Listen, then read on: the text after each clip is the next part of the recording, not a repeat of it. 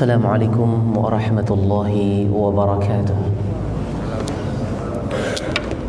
Innal hamdalillah, alhamdulillahi rabbil alamin, wal 'aqibatu lil muttaqin, wala 'udwana illa 'alal zalimin. Wassalatu wassalamu ala sayyidil awwalin wal akhirin, nabiyina wa habibina wa syafi'ina Muhammad ibn Abdillah wa ala alihi wa ashabihi وأزواجه وذرياته ومن تبعهم بإحسان إلى يوم الدين أما بعد. إخوة الإيمان وإخوة الإسلام,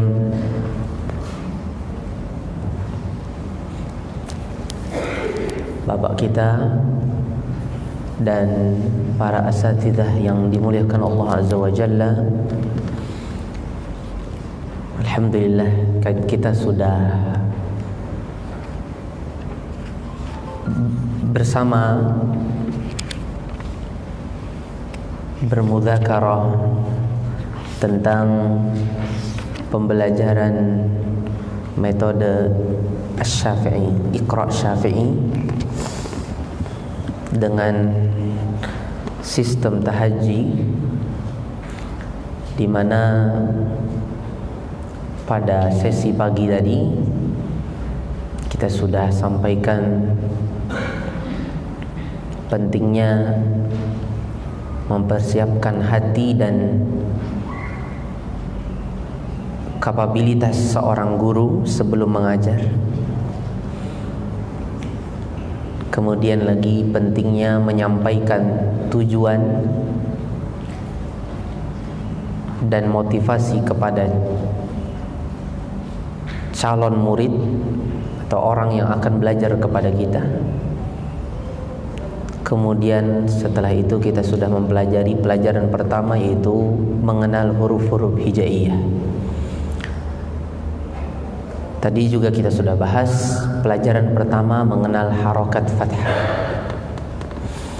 Huruf hijaiyah tadi kita sudah singgung, hendaknya murid-murid kita atau orang yang belajar kepada kita, dia betul-betul hafal nama huruf hijaiyah. Hafal di sini bagaimana barometernya, patokannya bagaimana? Dia menyebutnya dengan tepat. Begini, dia menyebut alif, ba. Kalau dia masih nyebut ba, benar belum betul. Karena namanya ba, memanjang kan, bukan ba. Kalau ba bukan namanya, itu huruf ba yang berharokat fathah. Dia harus menyebut ba, ta, sa. Kalau dia sebut jim, betul apa tidak? Jim, belum benar, masih salah juga. Dia harus menyebut jim.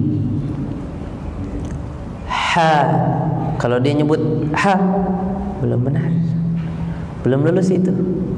Dia harus memanjangkan ha, kho. Kalau orang yang mau belajar, baru belajar, mungkin sering lupa juga itu. Mungkin dia baca ha, kho, kho-nya tidak panjang lagi, panjangin kho.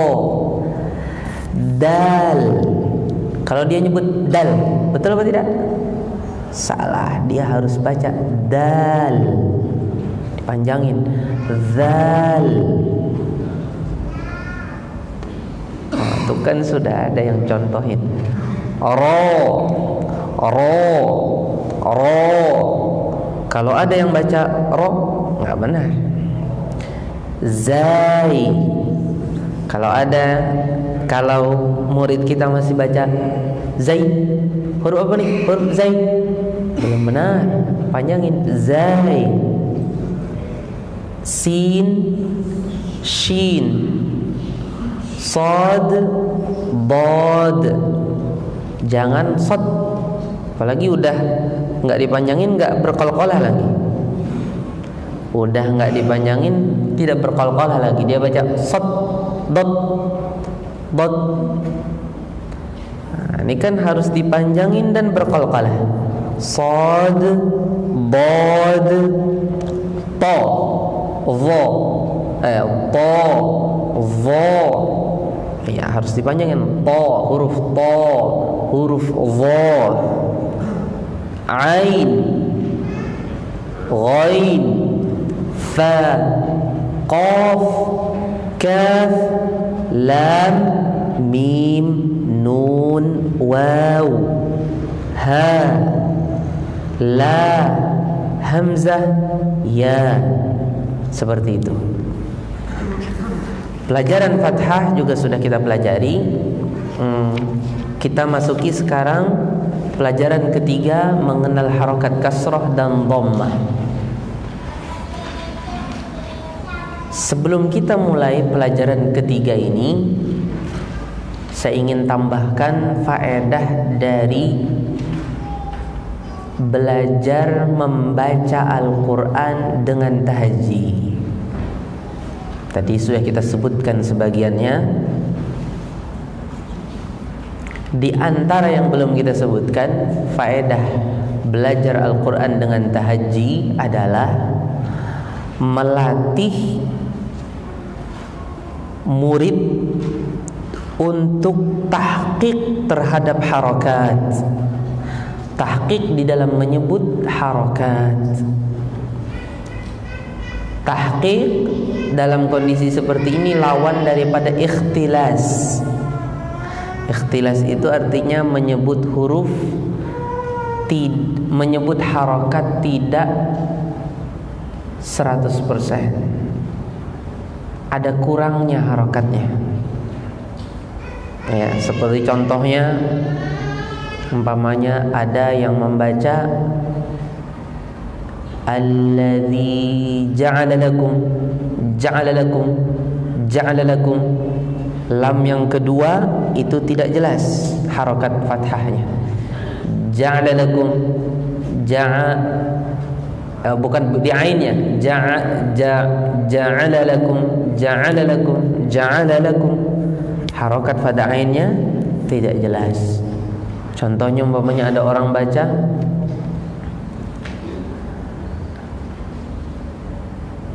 Dzikru rahmati rabbika 'abdahu Zakaria. Dzikru rahmati rabbika 'abdahu Zakaria. Itu namanya ikhtilas. Sering kadang-kadang seseorang tidak sadar. Itu namanya lemahnya harokatnya tidak sempurna. Ya, contohnya lagi ada orang baca umpamanya Alam tara kaifa fa'ala rabb. Alam tara kaifa fa'ala rabbuka bi ashabil fil. Di situ ada tadi fa'ala rabb. Alam yaj'al kaidahum, alam yaj'al kaidahum fi tadlil. وأرسل عليهم طيرا أبابيل. وأرسل عليهم طيرا أبابيل ترميهم بحجاب. Mana ikhtilasnya pada huruf apa? Ba. Pada harokat kasrah ba. Ya. وأرسل عليهم طيرا أبابيل ترميهم بحجاب. Mestinya bihijab. Dengan seseorang biasa tahajji, maka dia punya keahlian, kemampuan, kebiasaan untuk mentahqiq harokat. Di sini tahqiq lawan daripada ikhtilas, bukan tahqiq seperti dalam tempo atau ritme baca Al-Quran, tahqiq. Habis itu apa? tadwir, hadar, bukan. Tergantung dengan konteksnya. Kadang tahqiq lawan daripada imalah dan raum. Imalah dan taklil. Contohnya seseorang membaca sesuatu ya dengan tahqiq. Bukan lawan daripada imalah dan raum, tapi lawan daripada tashil. Aidha contohnya kan, umpamanya qul a'unabbi'ukum. Nah, di sini kita tahqiq. Tapi yang sekarang saya bahas lebih ke arah lawan daripada ikhtilas. Ikhtilas itu salah. Ikhtilas itu baca harokat tidak pada kurangnya menyebut harokat bukan pada tempatnya. Ya, padahal sebenarnya di situ dia ditahqiq. Artinya huruf harokat daripada huruf itu jelas. Seperti pembahasan antara tahqiq lawan dengan tashil. Lawan dengan tashil.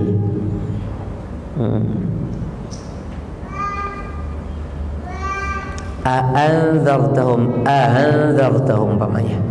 Taib, ini tidak ada mungkin di riwayat Hafs, tapi di riwayat Hafs contohnya apa?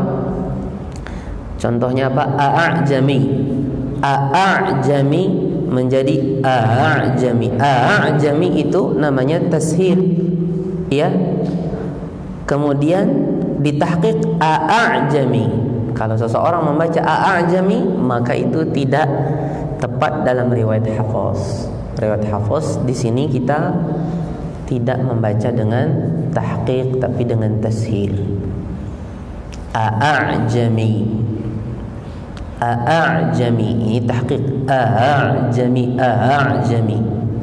Nah, sekarang kita membahas yang saya maksud di sini adalah tahqiq, yaitu kita membaca harokat itu 100% penuh dia. Ya.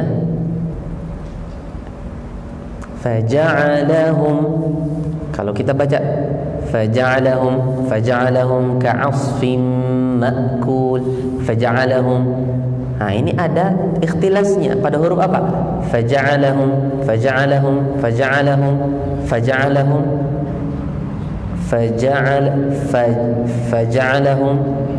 Bisa jadi dua huruf di situ ada ikhtilas, ya, atau minimal satu pada huruf jim. Faja'alahum harus kita jelaskan.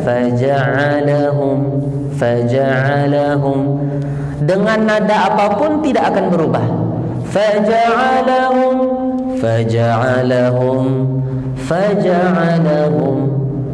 dengan nada apapun tidak akan ikhtilas. Beda dengan orang yang tidak terbiasa tahqiq, maka dia akan terjadi ikhtilas.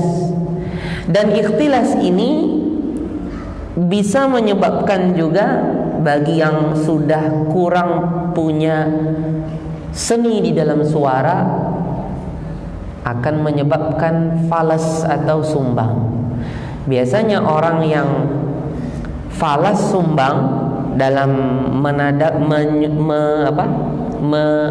mengindahkan suara di dalam tahbir as-saut, tahbir qiraah, itu biasanya orangnya tidak biasa mentahqiq harokat. Dia biasa terpotong sebagian harokat karena tidak biasa sesuai dengan ketukan. Nah, dalam bahasa orang-orang tilawah biasanya ketukannya kurang. Kalau bahasanya ulamaul aswat, maqta'. Jadi huruf itu punya maqati'. Harokat itu satu ketukan. Kataba itu satu ketukan. Jadi Satu huruf itu masing-masing huruf itu ada ketukannya. Kataba, ya, ja'ala, itu satu ketukan, satu maqta, satu ketukan. Kemudian kalau suatu huruf itu sukun, dia setengah ketukan. Man atau bal, ba itu satu ketukan, lam setengah ketukan. Kecepatannya lam itu setengah ketukan. Bal. Kalau bertasydid, satu setengah ketukan. Satu setengah ketukan. Balla, itu berarti ba satu ketukan, bertasydid satu setengah. Berarti berapa semua? Dua setengah. Kalau mat asli atau mat tabi'i, dua ketukan. Berarti kalau katib, ka satu, kemudian apa? Alifnya dua, alifnya dua, jadi tiga itu. Jadi alifnya sama itunya tiga jadinya, ya kan, tiga. Semua ada ketukannya. Ayo, kataba, kataba. Kalau seseorang baca kataba, kataba, kataba, taknya ada ikhtilas, ya kan? Disitulah di antara penyebab terbesar suaranya seseorang falas atau sumbang. Sumbang itu di antara penyebab terbesar sumbang adalah ikhtilas. Kalau seseorang sudah baca Al-Qur'annya sudah ikhtilas, banyak ikhtilasnya, tambah lagi mungkin suara sengaunya banyak juga. Sengau karena disebabkan tidak menjaga suara dengan baik atau disebut dengan khannah, maka terasa kurang enak didengar. Maka perlu melatih itu semua. Jadi di antara di antara faedah besar dari tahajji ini, membiasakan murid tahqiq di dalam menyebut harokat. Jelas ketukan harokat itu, nggak ada ketukan yang kurang, ketukannya pas, ketukan harokatnya pas. Baik, ikhwati a'izzai rahimani wa rahimakumullah. Sekarang kita masuki pelajaran ketiga, mengenal harokat kasrah dan mengenal harokat dhammah. Kita lihat di sini hamzah, iu, bibu, ti, ya, lihat, titu, si, su, ibi, dan seterusnya. Ini berarti di sini kita melatih mereka mengingat kasrah dan dhammah dulu. Fathah karena kemarin itu sudah kenyang dengan fathah, disimpan dulu karena filenya masih hangat. Jangan takut lupa. Kita masih, anak seseorang itu masih punya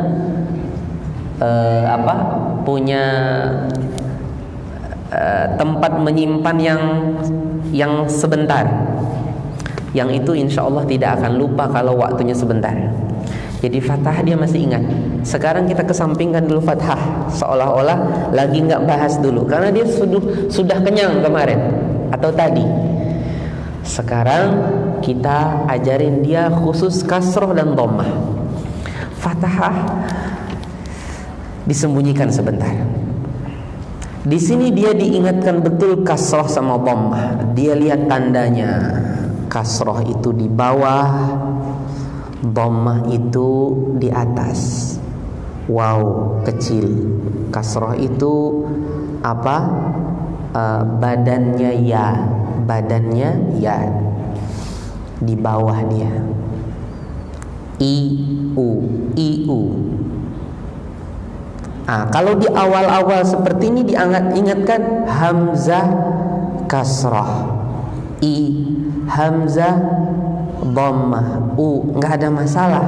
Tapi nanti kalau sudah yang setelahnya nggak perlu lagi, karena orang itu sudah ingat dia, ya, nggak perlu lagi. Dan itu nanti menghabiskan waktu kelamaan.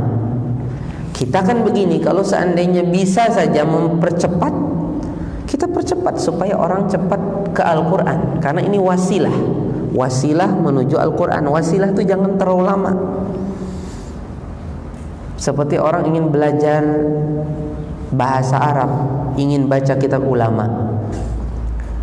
Sebenarnya hajat dia untuk belajar nahwu sekian, nggak mesti harus detail sampai tahu khilaf-khilaf ulama Basriyin, Kufiyin. Dia seperti ini pun sudah bisa dia memahami nas, perkataan ulama. Perkataan ulama seperti ini dia sudah bisa pahami. Kalau dia habiskan waktu belajar nahwu tidak terlalu dalam-dalam, nanti bisa jadi terlambat dia menuntut ilmu syar'inya, ya kan? Maka dalam kondisi seperti ini jelas ilmu namanya ilmu alat itu dikaji. Kita ingat dia sebagai wasilah, sarana. Namanya sarana, kalau sudah selesai cepat ke tujuan. Kalau seandainya sarana itu bisa lebih bagus, lebih cepat, lebih teliti, itulah yang diinginkan. Taib. Jihi, khi. Nah, ini berarti dilatih anak itu juga mengatakan, menyebut huruf itu dengan fasih, sehingga huruf-huruf yang berdekatan itu betul-betul dia bedakan. Makanya di antara kelebihan Al-Baghdadiyah, kata para ulama, Al-Baghdadiyah itu ini kan sumbernya Baghdadiyah.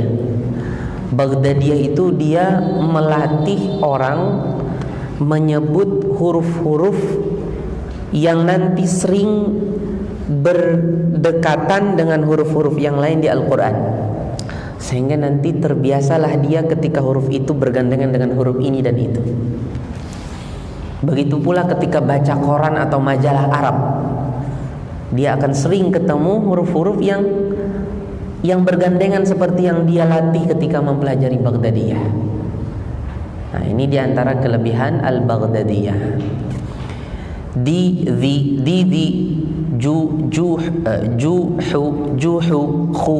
Juhu. Nah, ini kita latih kepada mereka kefasihan hurufnya, kita latih juga harokatnya, kasrah dan dhammah. Du, jangan du, tapi du, rizi, si, shi. Nah, kita perhatikan, kita ajak mereka. Nah, ini kan nanti kadang dua huruf ini nanti bergandengan, susah nanti. Wa uhdiratil anfusus syuh, ya kan? Sudah sin, anfusu, shinnya bertasydid, kemudian dhammah, habis itu ha bertasydid, yang memerlukan tenaga pada huruf shin agar haknya bertasydid. Shinnya ditekan supaya harnya bertasydid. Wa uhdiratil anfusus syuh, dan haknya tipis, bukan tebal. Syuh jadi tebal, syuh tipis. Syuh bukan syuh. Kalau syuh jadi tebal, ya kan? Tipiskan haknya. Syuh bukan syuh. Kalau syuh jadi tebal dia. Ke atas kan? Yang tipis, ya kan? Tipis ke bawah, ke atas. ke bawah. Nah, ini kan semua butuh kebiasaan di dalam memfasihkannya ketika dia merintis. Ini kan kita merintis, Pak. Ketika antum ngajarin murid, dirintis dia. Dari sini dia sudah fasih. Makanya insya Allah, saya katakan insya Allah, walaupun mungkin bisa jadi hasil dari belajar metode Syafi'i ini mungkin tidak sebaik Tibyan, tapi bisa sebaik Tibyan atau hampir sebaik Tibyan, tergantung dengan kemampuan guru di dalam melatih murid. Kalau gurunya hebat melatih murid, mengejanya, membiasakan fasih pada penyebutan huruf dan harokat, insya Allah sama atau hampir sama. Nah ya, insya Allah sama atau hampir sama, karena kita sudah mengambil metode ejanya dan kita sudah ringkas. Nah, tergantung gurunya lagi. Nah, sekarang kita latih. Coba latihan, mungkin silahkan Ustaz. Ini kan hurufnya mirip-mirip tulisannya. Ayo masing-masing Ustaz. Dari hi Ustaz. Ya.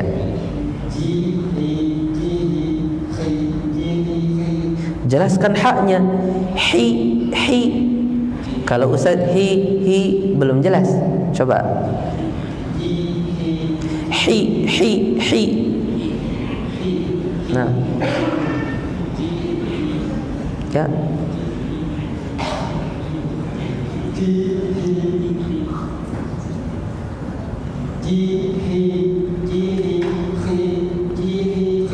Iya, terus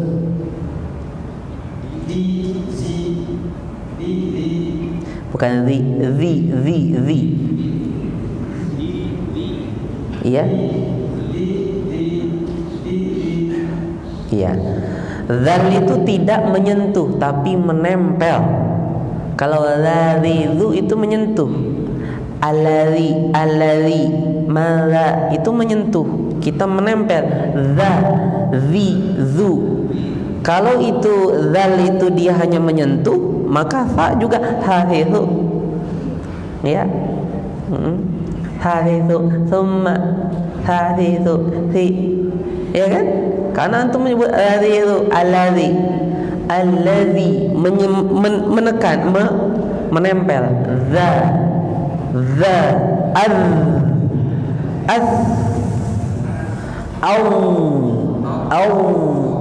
Bukan awwalimun, tapi awwalimun, menempel. Tiga huruf itu satu makhraj, satu juga cara penempelannya, artinya betul-betul nempel. Baik. Teruskan Ustaz. Yang dhammah. Naam. Ustaz ini dari mahat apa? Dari mahat apa Ustaz? Dari Oh, Masya Allah, mumtaz.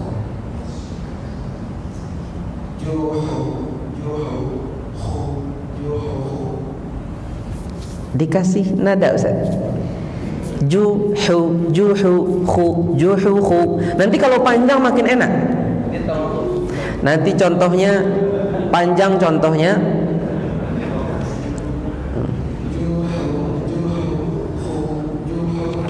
iya. Terus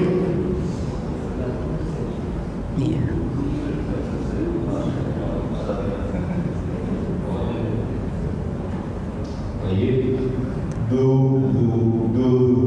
Terus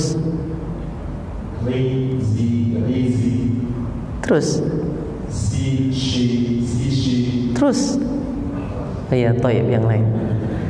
Terus iya. Ya, ro jangan dicampur dengan lam. Oru jangan oru. Kalau oru ada campuran lam itu. Ro harus kholis, betul-betul ra. Ro, ru, bukan oru. Kalau oru ada campuran lamnya, oru ada campuran lamnya, tapi oru. Coba tipiskan zainya, jangan zu. Kalau zu tipis, zu, zazi, zu tipis, ruzu. Mumtaz.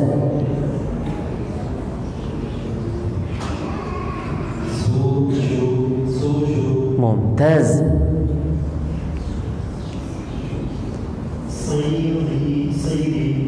Bi. Sidi.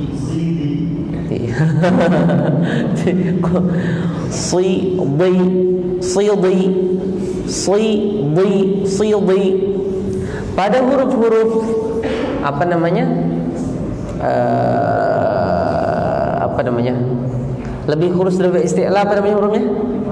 Itbaq. Pada huruf-huruf itbaq enggak masalah dia agak muter. Kenapa?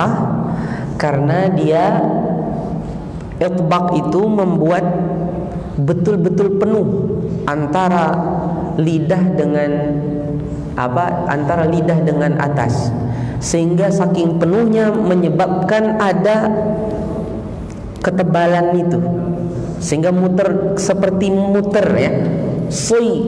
Bi ya, bi. Kemudian apa? Bi, si, ti, habis itu wi.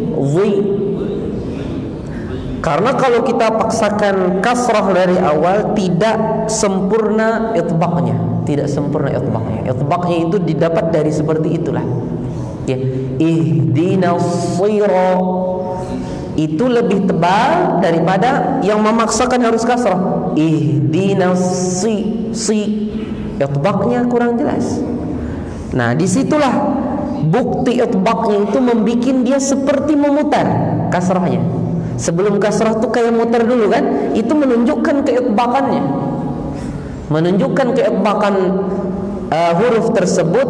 Ketika menyebut kasrah kayak memutar dulu, si, di, ya enggak? Itu menunjukkan keitbaqannya. Dimana kalau huruf isti'la bukan itbaq tapi infitah, maka tidak terasa itu.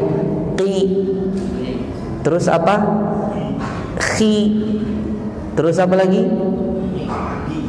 Iya, qi, khi, terus apa lagi? Ya. Nah, teruskan. Ri ya.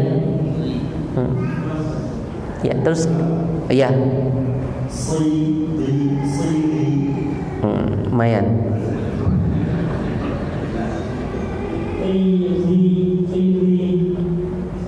Lumayan.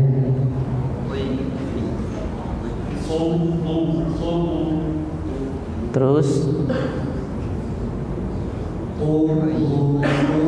iya, nanti kita teruskan lagi. Iya, sampai di sini dulu Ustaz. Jadi ya, dan seterusnya antum insyaallah bisa. Wu hu yu wi hi yi wi hi dan seterusnya. Latihan huruf berharokat fathah, kasrah dan dhammah. Oke. Tadi sudah kita latih mereka kasrah dan dhammah. Tidak kita lewati ini kecuali dia betul-betul ingat kasrah dan dhammah. Sudah betul-betul ingat baru kita pindah ke sini. Di sini diingatkan pelajaran lama yaitu fathah. Diingatkan di sini pelajaran lama yaitu fathah. A hamzah dulu. A i u babi bu babi bu, tati tu iya. Kalau seandainya kita pengen atraktif lagi, bisa mungkin mengejanya dari belakang, tapi ingat baca Al-Quran nggak boleh kayak gini nah ya. Nggak boleh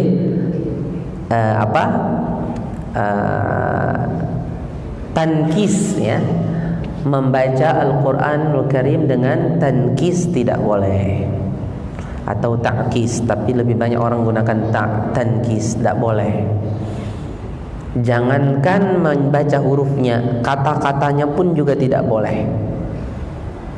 dibaca ini habis itu. Seperti kadang-kadang di sebagian mahat tahfidz, di sebagian kaum muslimin itu ada kebiasaan melatih hafalan dengan menyebut ayat sebelumnya. Baca ayat sebelum ayat ini, naik terus ke atas, ke atas, ke atas, ke atas, untuk melatih hafalannya katanya. Nah, ini menghilangkan daripada i'jaznya suatu ayat, diantaranya mengurangi i'jaznya hubungan antara ayat dengan ayat. Di mana ayat dengan ayat itu ada namanya munasabatul ayat. Setelah ayat ini, kenapa datang ayat ini? Karena begini-begini. Kan ada itu. Menghilangkan itu. Baik. Babi, babi, bu, babi, bu, safi, safi, su, safi, su. Nah, di sini kita latih mereka 3 harokat ini.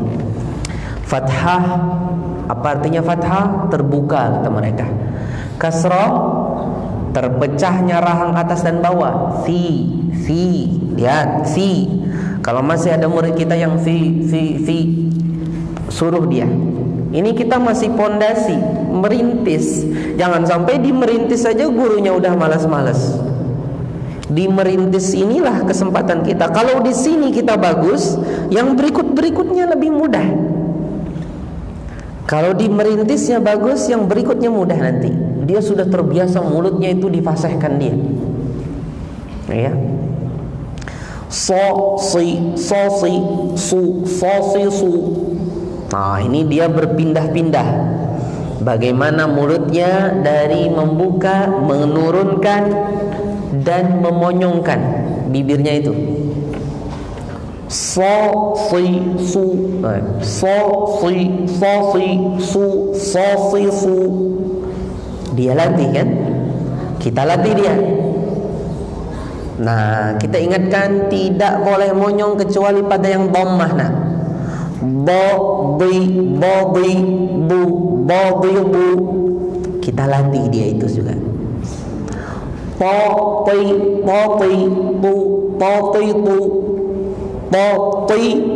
Tu. Nih ya. Ghadhidu, a'i'u, ghaghiru. Ya, fafifu dan sebagainya. Kemudian perlu saya ingatkan juga, kata Syekh Abdurrahman Qadhi, praktisi Nuraniyah, Nurul Bayan dan At-Tibyan, itu grandmasternya tahaji lah ya. Grandmasternya tahaji artinya ahlinya tahaji. Kata beliau, kalau kita melatih murid dengan tahaji, kalau dia baca, umpamanya ada yang ya dari 10 murid kita mengeja semua kan, a i u, semua mengeja. Ada 1 atau 2 orang tidak mengeja, langsung saja dia a i u, babi, bu, tatitu, safisu. Dia ketika mengeja sama-sama dia ikut, tapi ketika praktek sendiri dia tidak ikut. Enggak masalah selama lancar. Tapi kalau dia begini, sa, fi, su, mikir, ini harus mengeja. Kalau diikra kan enggak, yang mikir biarin aja, ya enggak? Kalau diikra kan gitu, yang mikir kho, si, hu, diterusin, ya terus. Akhirnya hasilnya enggak bagus. Banyak hasilnya tidak bagus. Illa man rahimahullah. Ya masing-masing itu pasti banyak pengecualian. Banyak juga sih insya Allah kan, karena dia mungkin berlatih dengan yang lain, atau ada gurunya yang mengajari dia lagi. Karena yang mikir itu dibiarin. Jadi kalau orangnya bacanya begini, po, ti, tu, terusin. Umpamanya dia nggak mau mengeja, Kalau sama-sama dia ikut ngeja. Kalau yang sama-sama dia ikut ngeja. Tapi ketika satu-satu dia tidak ngeja, nggak ada masalah selama lancar. Tapi kalau dia begini, to, tui, tu, mikir dia. Apalagi nanti sudah tidak runut lagi ya, tui, to, tu umpamanya nanti. Itu kan banyak mikirnya. Kalau dia mikir agak lama, berarti dia harus dieja. Dilatih dia dengan mengeja. Harus kamu mengeja.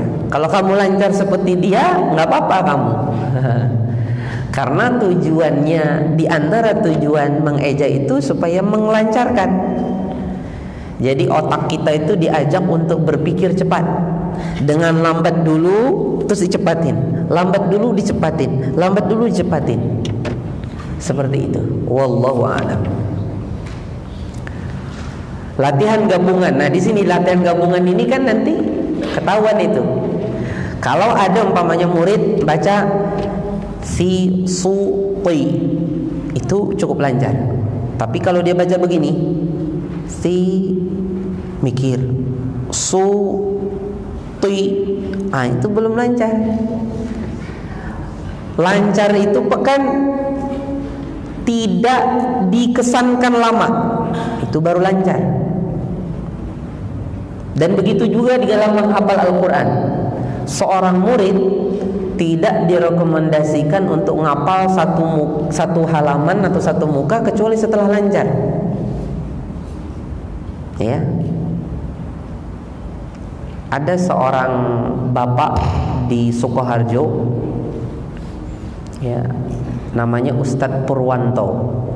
Beliau mantan supervisor di Adira buat sepatu itu di daerah Karawang sana. Beliau meninggalkan pekerjaannya demi menghafalkan putra-putri beliau Al-Quran. Punya anak 5 atau 6 semua hafal Al-Quran di bawah usia 7 tahun. Jadi 6 tahun setengah, 6 tahun hafal Quran anak-anak beliau. Di antara cara menghafalkan anak beliau Al-Quran, di antaranya adalah anak itu sudah lancar betul satu muka sebelum ngapal. Kalau masih belum lancar, maka berarti belum bisa ngapal. Apa patokannya lancar?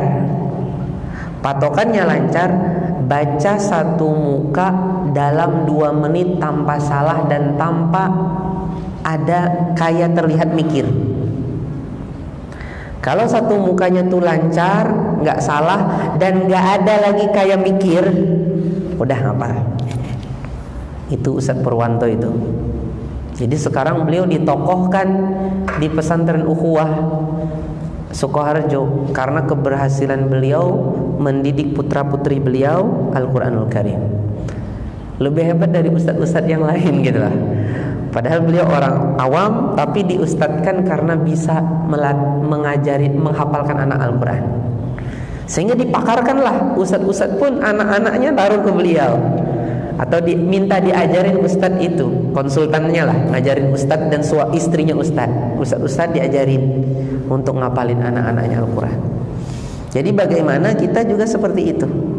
Ini pun juga harus dia lancar. Jangan lagi bi, u, ni, ini enggak.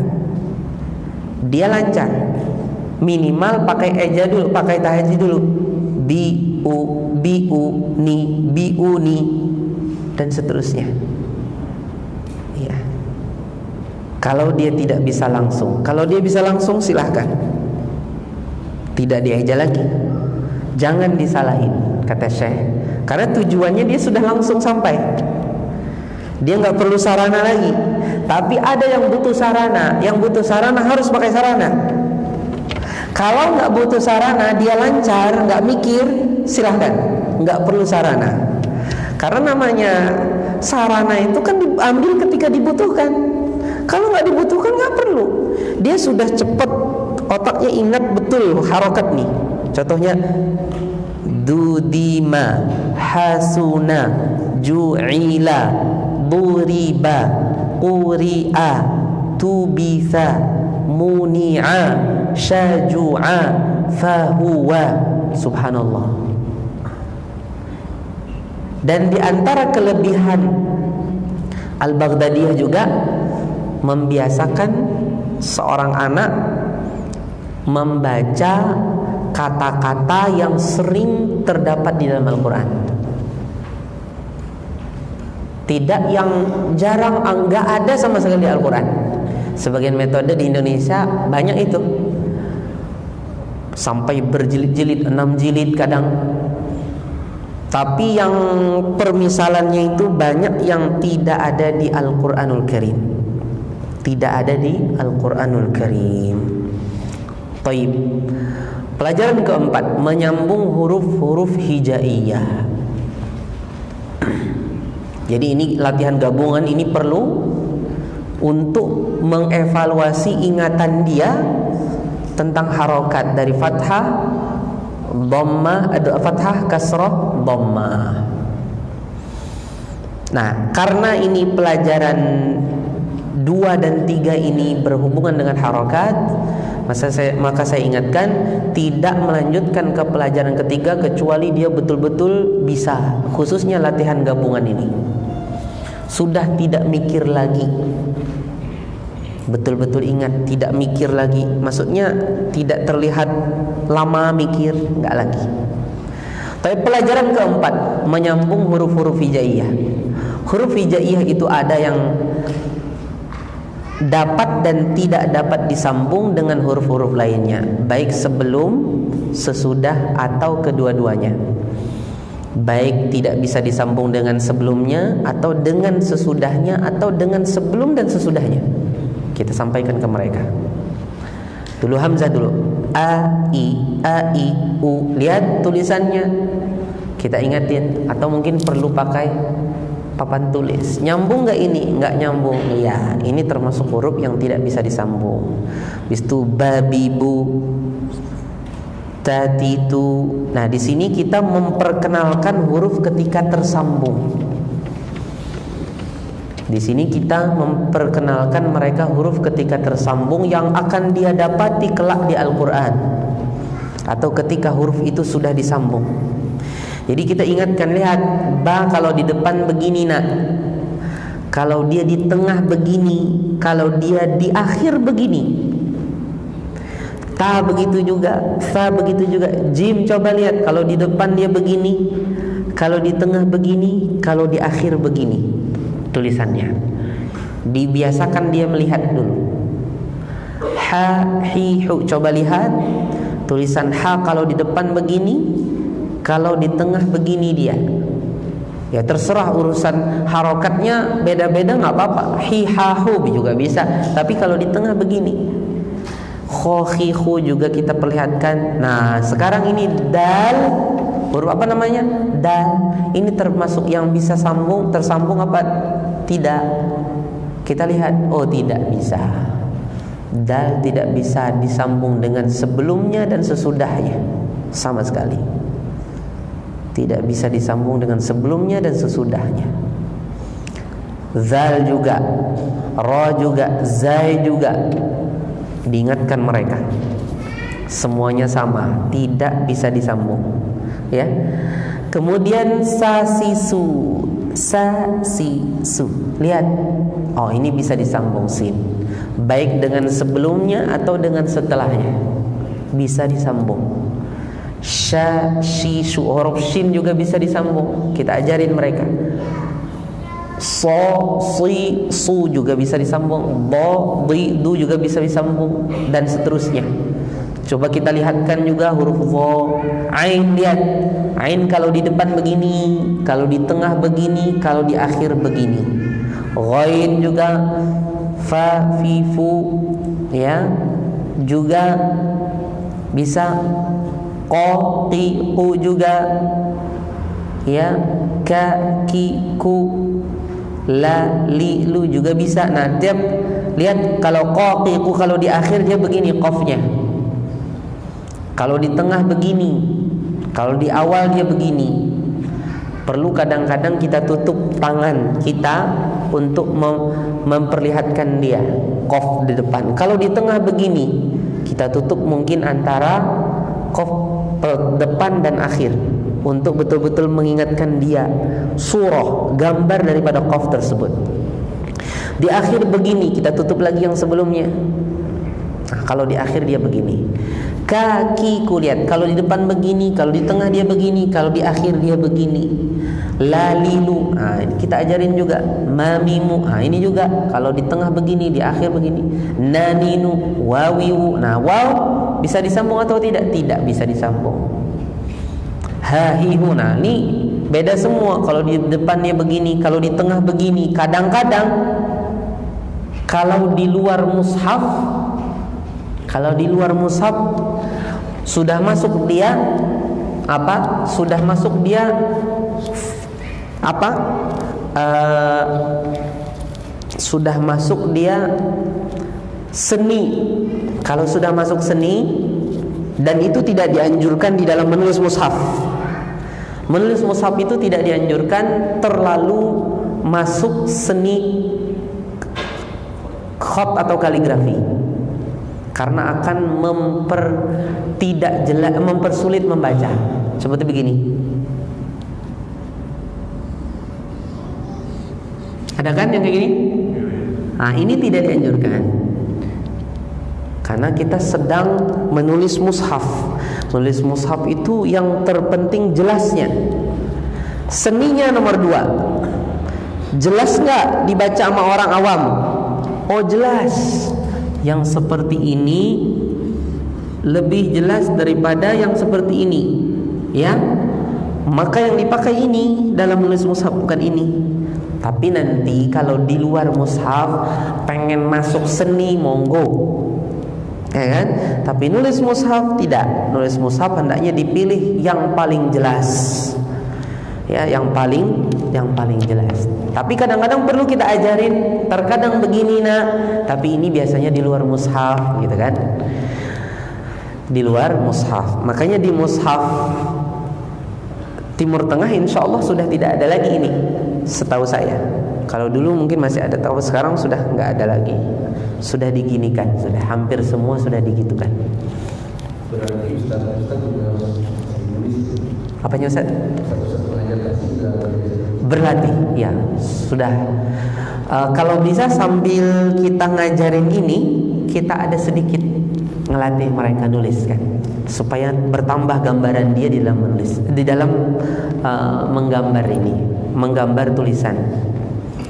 Ya, ha, hi, hu, ya, kalau ha terakhir begini nak, ya, i, yu. Kalau ya terakhir begini, kita sampaikan mereka.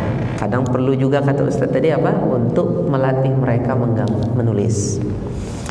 Baik, kesimpulan,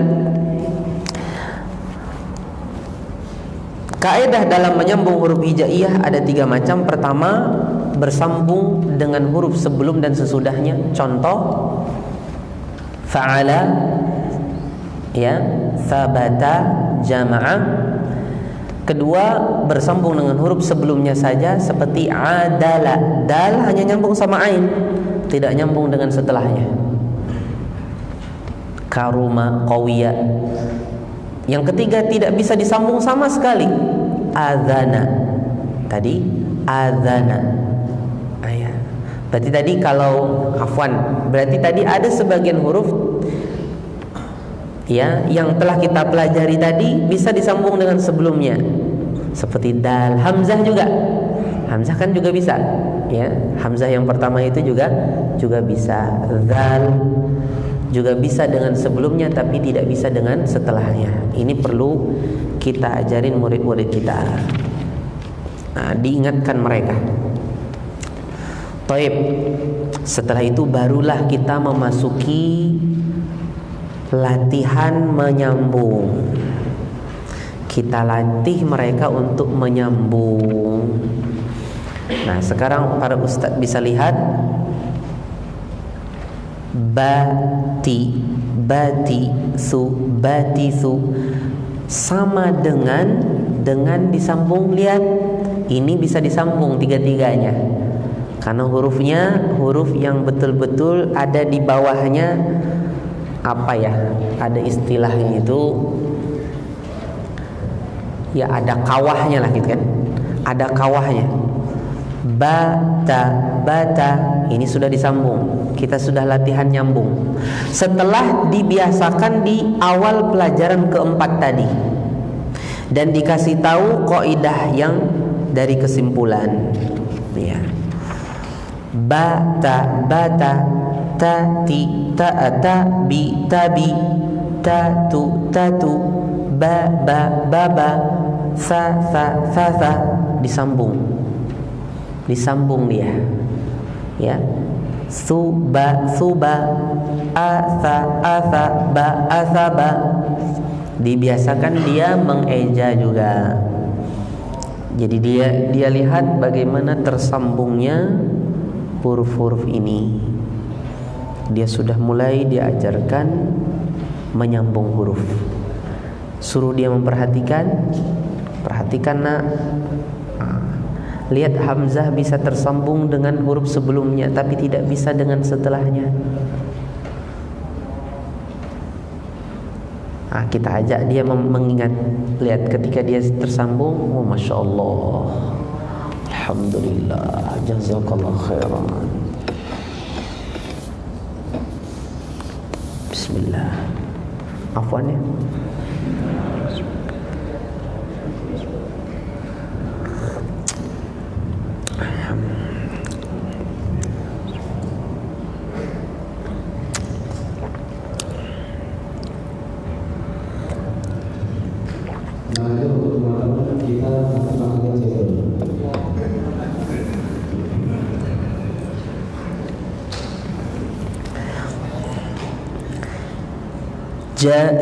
Jahi, khu. Nah, itu sama dengan seperti ini.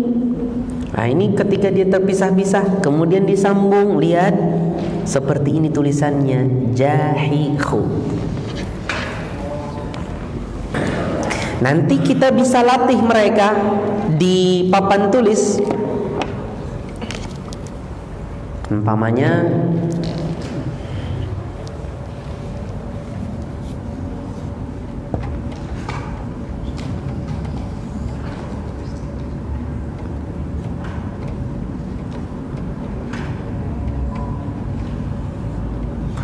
ba, jaha. Ini kan bajaha. Bagaimana sekarang disambung? Coba dia, mungkin anak-anak kita latih juga. Disambungnya bagaimana? Begini. Jaha. Ya, bajaha. Seperti itu. Tulisannya kurang bagus, yang penting nyampe sudah. Dia maksudnya seperti itu, gitu aja. Yang penting nyampe. Tapi ini hanya sekedar sampingan, karena urusan untuk menulis itu lain lagi, pelajaran khusus.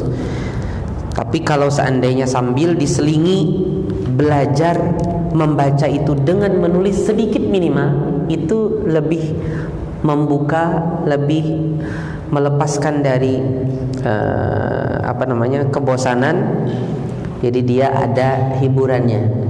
Tapi kalau seandainya tidak ada latihan menulis, maka dia terfokus baca saja. Kalau bisa ada sudah bayang-bayang menulis, nanti di pelajaran khat khusus dia menulis. Pelajaran khat dia belajar khusus menulis. Nanti ada pelajaran imla, dia paham kode etik menulis. Hurufnya sudah dia lancar ketika belajar khat. Minimal itu hanya sekedar latihan. Khususnya seperti ini, pas kita umpamanya ada di halaqah. Di halaqah kita itu sudah ada murid-murid kita yang sudah selesai. Ada yang belum. Yang sudah selesai itu daripada dia main-main, bisa dikasih tugas menulis. Sehingga ada faedah yang tidak dimiliki oleh yang lain. Itu bukan sesuatu yang sepele, bisa jadi faedahnya sangat besar dari dia kita tugaskan untuk menulis. Akhirnya dia bisa menulis. dibikin dia semangat juga.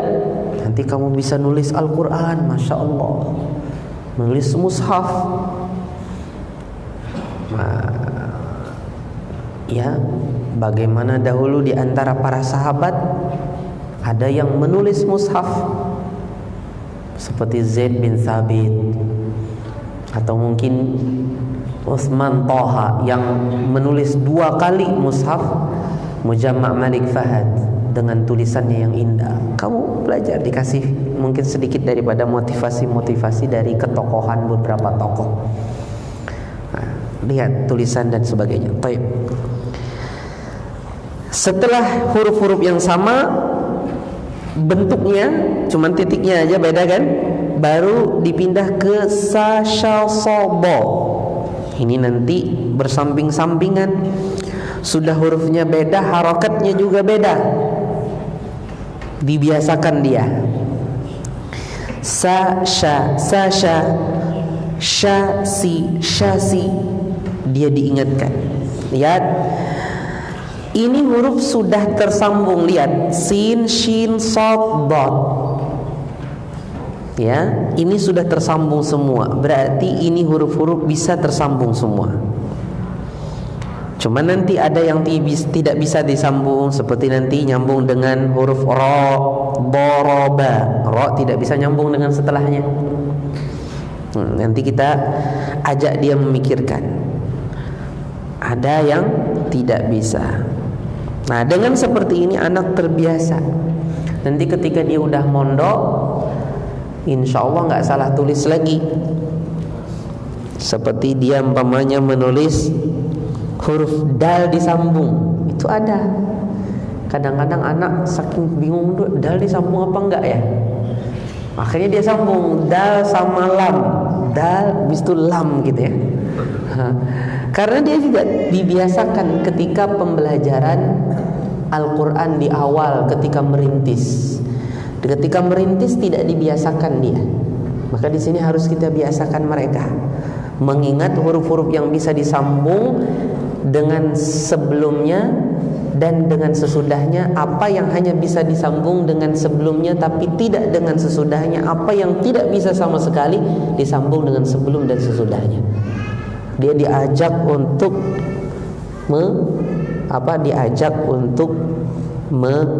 melihat. Ya. Mungkin kalau tingkat kecerdasan dan kemampuannya tinggi, bisa jadi guru bisa mengimlakkan, mendiktekan. Coba kamu tulis sa, si, su, disambung. Dia tulis coba. Ternyata tersambung betul. Tidak ada yang putus, itu dia sambung betul ternyata. Du, riba, bot ya. Du, riba disambung. Dia tulis dot. Dia ingat ro itu bisa disambung, dia tulis sambung. Kemudian habis itu ba. Ini kalau seandainya mungkin sudah sampai hajatnya kepada itu. Ya. Tayyib, habis itu ta, za, a, gha, ya, dan seterusnya. Sama saja ini. Ini kita melatih mereka. Kemudian fa, qa, kala. Ini juga kita latih mereka sama seperti tadi. Ya, dieja dan diingatkan tulisannya untuk membiasakan dia membaca Al-Quran. Jadi matanya itu sudah familiar dengan huruf, tidak lagi asing. Tidak lagi asing. Kalau sebagian orang kan jangankan huruf, khot beda pun sudah asing kan. Seperti contohnya sebagian masyarakat kita yang dari kecil terbiasa dengan mushaf Pakistan. Mushaf Pakistan itu yang sering diterbitkan oleh Kementerian Agama. Itu mushaf diterbitkan di Pakistan, kemudian dicetak ulang di Indonesia dengan beberapa takdim dan beberapa muqaddimah dan beberapa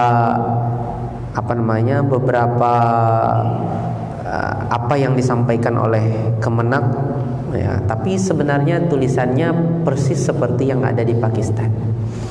Atau mungkin ada yang ditulis oleh beberapa khattat di Jawa, seperti di Kudus mungkin, atau di Lamongan mungkin ada yang menulis mushaf-mushaf ya dengan tulisan tangannya.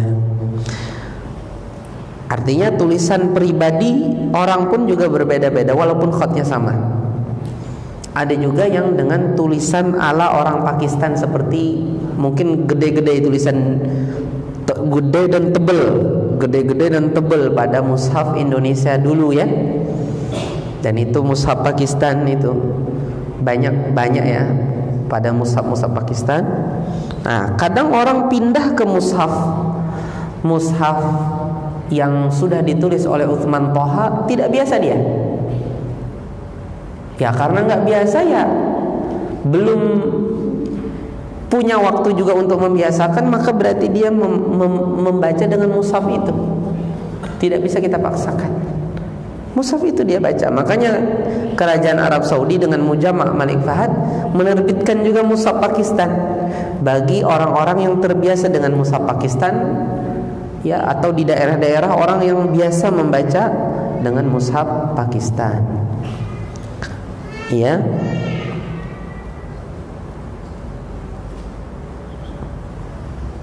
Baik. Seterusnya sama safiha, nih hak terakhir begini ketika nyambung dengan fa. Kariha, ini karena tidak bisa disambung ro, seperti ini. Kita ajarin mereka membaca dan mencermati betul-betul huruf ketika tersambung. Bagaimana ketika dia tersambung dengan sebelum dan sesudahnya. Kalau dia di akhir bagaimana?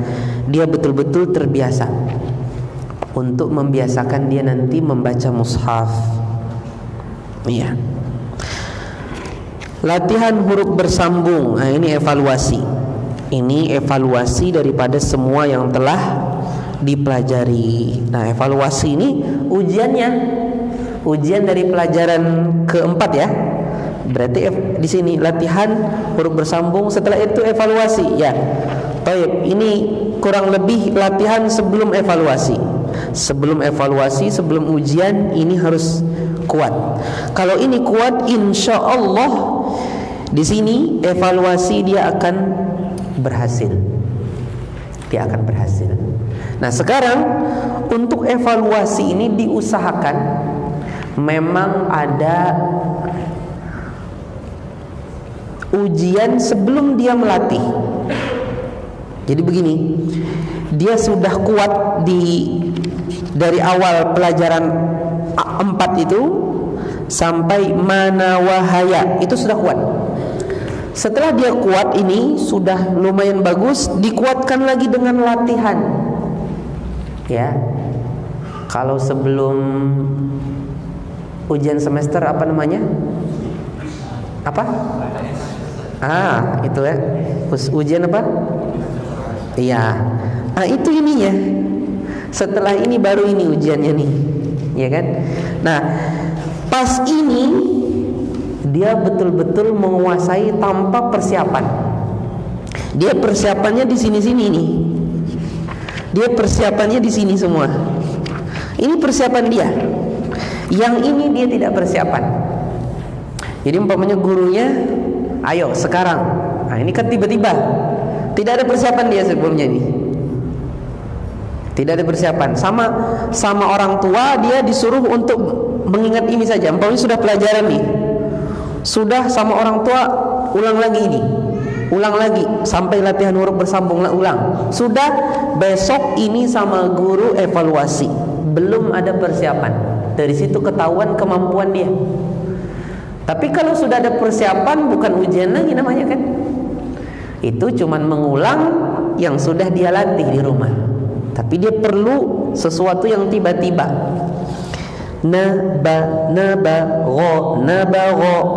Tersambung begini. Baca diulang-ulang hingga benar, tidak dilanjutkan sebelum menguasai dan benar bacaannya. Jadi untuk evaluasi ini diusahakan tidak ada persiapan membaca ini dulu. Dia persiapannya di pelajarannya saja. Di pelajarannya sudah terwakili sebenarnya untuk bisa membaca ini. Nanti ketika sudah evaluasi langsung dia langsung di tempat itu juga dia bisa. Artinya memang betul-betul menguasai pelajaran 4 ini.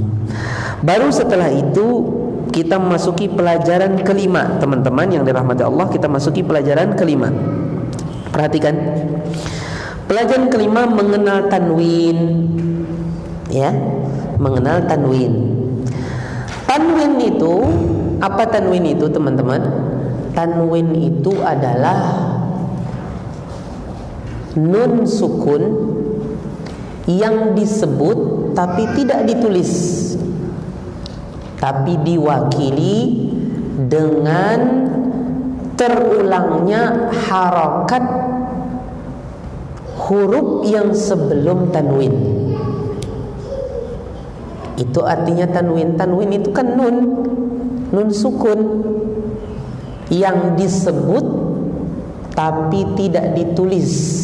Nunnya tidak ditulis, tapi diwakili oleh terulangnya harokat, terulangnya tulisan atau gambar harokat huruf harokat yang sebelumnya, gambar harokat dari sebelumnya terulang dia.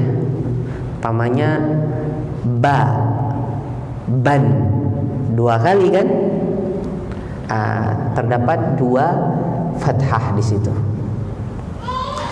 Tentang tanwin ini, yang benar tidak disebut fathatain, kasratain, dhammatain. Ini tidak benar. Sudah saya kasih masukan tapi belum dicetak. Ini antum kan yang 2017 kan? Ya, 2017. Begitu pula yang la itu sudah saya kasih masukan, cuman lupa memperbaiki. Pas kecetak baru ingat, ya Allah belum diperbaiki gitu. Makanya sering kadang sudah ditulis tapi ketika pas cetak lupa, pas yang berikutnya dicetak lagi lupa lagi, pas yang ketiga baru ingat gitu kan. Pas dicetak yang kali ketiga setelah dimasukkan itu baru ingat. Tanwin ini tidak benar kata Syekh Abdurrahman Qadhi dan lain-lain, para pakar mengeja, tidak benar disebut fathatain, kasratain, dhammatain, tidak benar. Yang benar tanwin fathah, tanwin kasrah, tanwin dhammah, atau fathah tanwin, kasrah tanwin, dhammah tanwin, tergantung dengan mazhab seseorang. Kalau kita melihat dia bersama dengan tanwin, maka yang lebih tepat bacanya tanwin fathah, tanwin kasrah, tanwin dhammah, seperti itu. Kalau fathatain 2 fathah, kasratain, dhammatain, ini tidak benar. Ini tidak ada kamusnya dalam bahasa ulama bahasa Arab dan ulama mengeja. Tidak ada bahasa ini di kamus mereka, di kamus Bepanderan buhannya, keluar bahasa planet. Kadada sama sekali kamusnya nang kayak itu. Bujuran tidak ada sama sekali kamusnya fathatain, kasratain, dhammatain, tidak ada. Yang ada tanwin fathah, tanwin kasrah, tanwin dhammah. Pas mengeja itu juga dibaca ijwa pulang. Ya. Nah, kalau di sini maka kita ajarin murid-murid untuk membaca dengan mengeja. Ya, membaca dengan mengeja.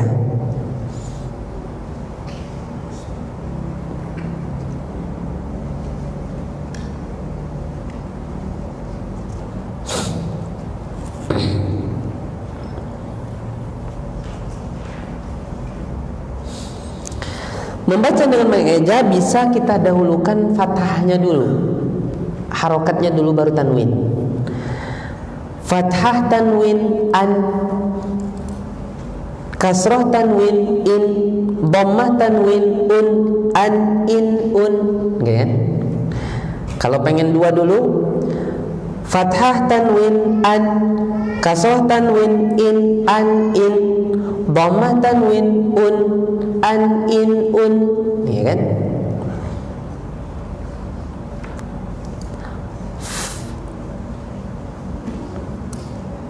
Afwan, kita belum sebut hurufnya. Afwan, kita harus sebut hurufnya. Hamzah fathah tanwin, seperti itu. Hamzah fathah tanwin, karena kondisinya seperti ini. Begitu ba juga, ban juga. Ba, ya. Ini kan akan disebut ketika kita mengeja itu akan disebut huruf, nama huruf. Huruf ba, hamzah, ta, ha, jim, ra, zal, ya kan? Itu akan tersebut. Nah, di sini pentingnya belajar nama huruf hijaiyah. Hamzah fathah tanwin an, hamzah kasrah tanwin in, an in, hamzah dhammah tanwin un, an in un, ba fathah tanwin ban, ba kasrah tanwin bin, ban bin, ba dhammah tanwin bun, ban bin bun, ya kan?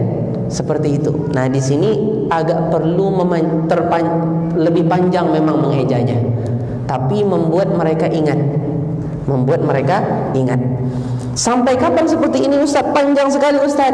Sampai kalau seandainya dia bisa langsung silahkan, tapi kalau yang mikir dieja, sama seperti yang tadi kita sampaikan. Iya. Jadi umpamanya, saya kepanjangan mengeja, langsung aja Zon, zin, zun, an, in, un, monggo. Gon, gin, gun, fan, fin, fun, kon, kin, kun, kan, kin, kun. Ya, nggak apa-apa, terusin. Tapi ketika sama-sama, kan kita sebelum satu-satu kan ada latihan sama-samanya, itu semuanya mengeja. Semua berlatih mengeja. Kalau dia ketika praktek dia tidak mengeja, itu karena kecerdasan dia. Tapi ketika dia nanti ngajarin orang, dia mengejakan juga. Kalau dia pribadi dia tidak mengeja, tapi ketika dia ngajarin orang lain, dia bisa mengejakan juga, karena dia tahu kemampuan orang tidak mesti harus seperti dia. Ya kan? Kemampuan orang mesti kadang ada sebagian perlu diejakan. Jadi seperti itu. Kan kalau dibaca terus semuanya seperti itu agak panjang kan? Sehingga mungkin ada sebagian mereka karena sudah pede, merasa lancar, langsung dia baca. Ya. Kemudian perlu saya ingatkan, ketika menyebut tanwin ini, namanya tanwin itu nun sukun. Yang dibaca berarti harus nun itu ditipiskan. Jangan sampai nunnya jadi tebal, karena kita menyebut huruf yang tebal atau setelah menyebut huruf yang didommahkan, atau dhammah tanwin. Ya, tanwin untuk dhammah. Contohnya seseorang membaca run, itu nanti tanwinnya bisa tebal. Run, kata dia, tipiskan. Run, tanwinnya udah tipis, nun kecilnya sudah tipis. Run. Dhan, jangan dhan, ya, tebal jadi. Dhan, dhin, dhun, jangan sampai dia dhun, dhan, dhin, dhin, itu kan masih tebal nunnya. Nih kamu ini baca nun loh, nun yang tidak tertulis. Tipiskan nunnya, ya, tidak ada nun yang tebal gara-gara huruf yang dibaca tebal, atau mungkin karena dhammah.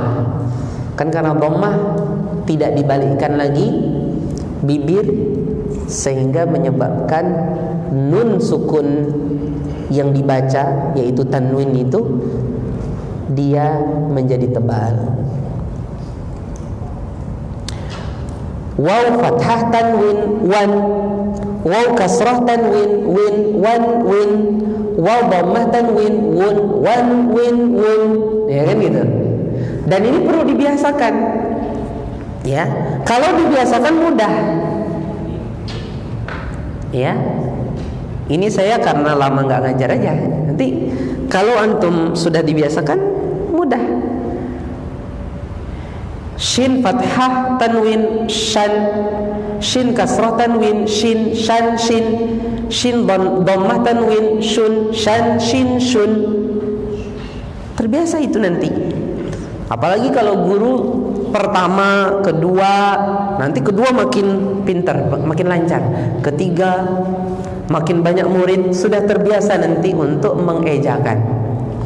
Namanya guru harus sabar mengeja, untuk melatih dia terbiasa, fokus matanya dan mudah berpindah. Nah, kalau yang tidak mengeja itu nanti bisa menyebabkan perpindahan matanya lambat, dan itu menyebabkan apa? Menyebabkan bacaannya nanti bisa ada putus-putusnya atau salah-salahnya. Nah, seperti itu. Perpindahan mata itu harus dilatih.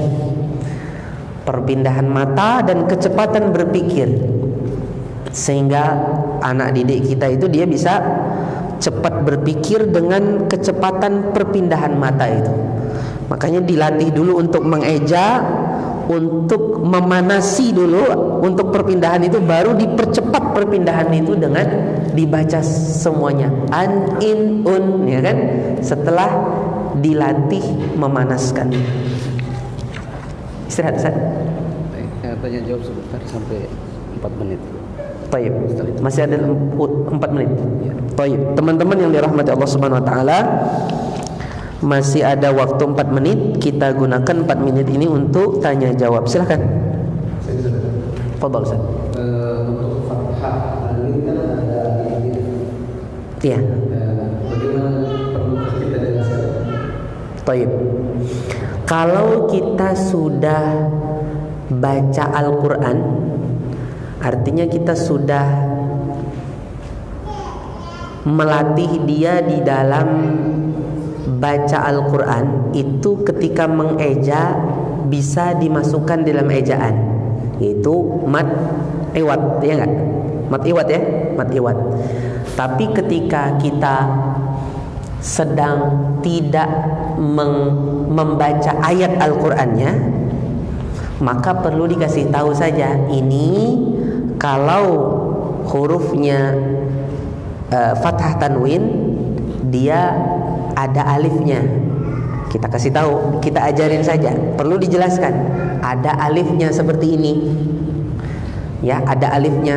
Semua ada alifnya. Ron, jan, kan, ada alifnya.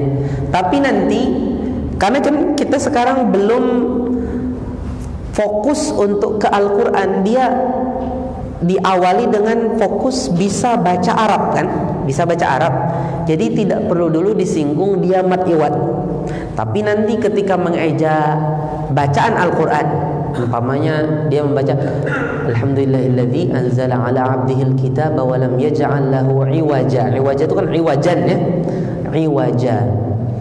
Nah, pas iwaja itu, nah, dia disuruh membaca iwa, ya, jan fathah tanwin, kemudian alif dibaca ketika waqaf, ya, apa, alif dibaca ketika waqaf. Jadi iwaja, diulang lagi keduanya, iwaja, alif dibaca ketika waqaf, iwaja, yang keduanya. Pertama iwajan, kan? Alif dibaca setelah kita sebut terakhir, alif dibaca ketika waqaf, iwaja. Jadi dilatih lagi dia untuk, ya, alif alif mad iwad dibaca ketika waqaf, iwaja, itu yang terakhirnya. Itu ketika nanti latihan baca Al-Qur'annya. ketika sudah sampai ke ayat. Kalau ini kan masih sebelum ayat. Tidak perlu pembahasan mat iwad itu, tidak perlu, karena kita masih fokus membaca tulisan Arab secara umum. Baik.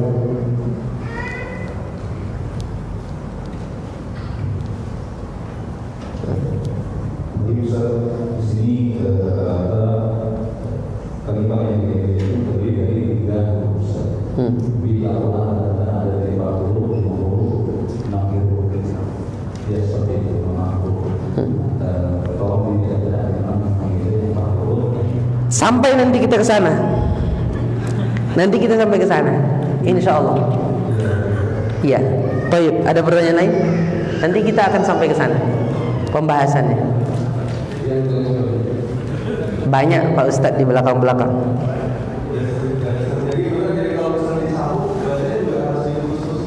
Kenapa? Kalau hurufnya sudah bersambung, caranya juga mengeja juga, usahanya juga. Iya, karena tujuannya adalah untuk memfokuskan mata, Pak. Jadi mata itu fokus kepada huruf dan harokatnya. Makanya keunggulan yang paling utama dari orang-orang Tibyan, orang Atibian, anak Tibyan itu nggak pernah salah baca harokat. Harokatnya itu pasti nanti ini fathah, ini kasrah, dhammah, karena fokus matanya.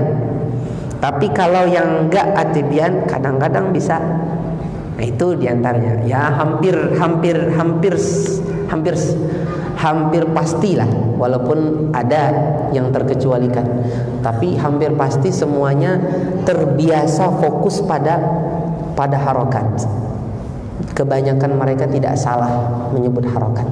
Anak itu umpamanya dia membaca wan nazi'ati gharqa wan nashitati nashta wasabi, umpamanya contohnya umpamanya ada ayat fa idza ja'atit tammatul kubra yauma yatadzakkarul insan. Enggak mungkin dia baca yauma yatadzakkarul insan, enggak mungkin, karena dia terbiasa melihat harokat itu.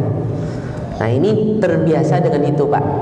Jadi tujuannya masih belum hilang walaupun sudah disambung, karena untuk melatih kebiasaan melihat harokat, sehingga nanti ketelitian di dalam membaca Al-Quran itu bisa didapat. Wallahu a'lam. Ada lagi? Mohon maaf teman-teman, terpaksa dibatasi karena sudah lewat masjid. Jadi kita tidak ada masjid, jadi kita break dulu sampai selesai sholat maghrib. Setelah sholat maghrib, semoga makan malamnya sudah datang. Kita makan malam dulu, kemudian lanjut belajar. Tapi kalau seandainya setelah maghrib makanannya belum datang, berarti belajar dulu sampai makanannya datang. Setuju? Insya Allah. Kemudian di sana ada cendol, tapi cendol ini bukan fasilitas dari pelatihan, itu hanya ada ikhwan yang menyumbang. Masya Allah, Allah yubarik fi. Sehingga jumlahnya tidak sebanyak kita. Kita ini jumlahnya mungkin ada 80, sementara cendolnya 50. Berarti mau tidak mau dia yang memutuskan berdua makan. Masya Allah. Boleh nggak Ustaz suami istri Ustaz? Panggil istrinya dulu. Bagus, Masya Allah. Ini membiasakan untuk berjamaah berdua juga kan? Biasa. Baik, fadhal. Kita tutup dengan doa kafaratul majlis. Subhanakallahumma wa bihamdika asyhadu an la ilaha illa anta astaghfiruka wa atubu ilaik. Assalamualaikum warahmatullahi wabarakatuh.